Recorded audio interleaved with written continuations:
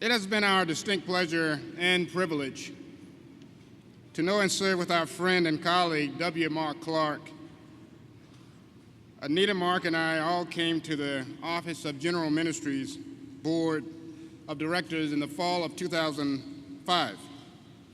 Mark came from the Southwest Conference, Anita came from the Minnesota Conference, and I came from the Central Atlantic Conference. And we took leadership roles on the boards.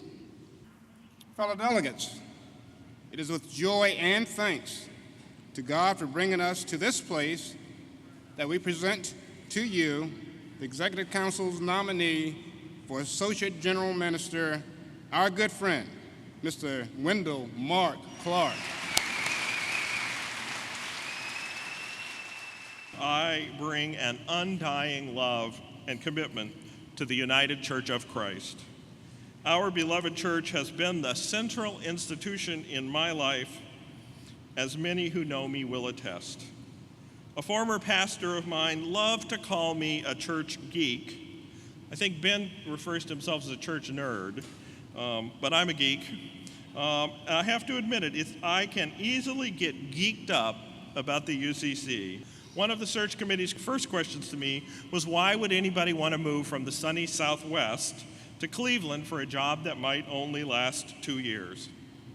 As I spent time last summer thinking and praying about applying for this awesome position, I can clearly remember sitting on a plane going somewhere, I can't even remember where, but I can remember being filled with a clear understanding that it was now time for me to pay back all those wonderful UCC folk, clergy, lay, men, women, youth, and seniors who have so graciously and lovingly invested in me over the years. So let me leave you with one last story. I went to Synod as a visitor. I went to Synod in Atlanta as a visitor. I wanted to be there so much I slept on the floor of my pastor's hotel room. I sat in the audience during the debate on the marriage equality resolution and found myself in front of a conference youth delegation. I think it was Iowa's. As the vote was called, those wonderful young people reached out and grabbed each other's hands, and I could hear them praying. And then after the vote, we all cried. It was one of the most moving moments of my life. It is for those young people and the countless others in our church, young and old, and for those new folks yet to come, that I want to do this work.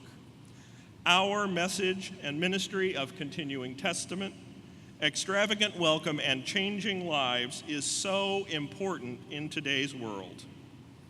As the writer of the 12th chapter of Hebrews put it so well, therefore, since we are surrounded by so great a cloud of witnesses, let us run with perseverance the race set before us. Thank you very much, Mark. Thank you, Mark.